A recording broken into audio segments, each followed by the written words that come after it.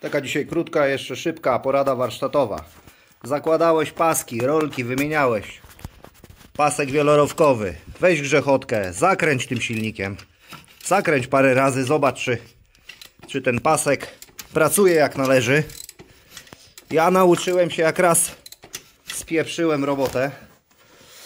Składałem w warsztacie jakieś auto, będąc bardzo młodym mechanikiem bez doświadczenia. Założyłem ten pasek, który środek musiał mi nie wskoczyć. Odpaliłem w kluczyk, jak jebło spod maski. Wióry tylko się posypały z tego paska.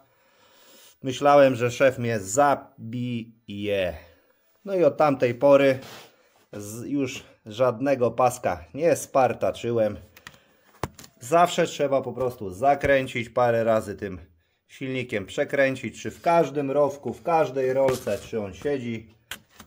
I to jest taka porada warta nie raz i 100 zł, bo pasek warty 100, a może jeszcze coś innego rozpiździć. Pozdrawiam, hej.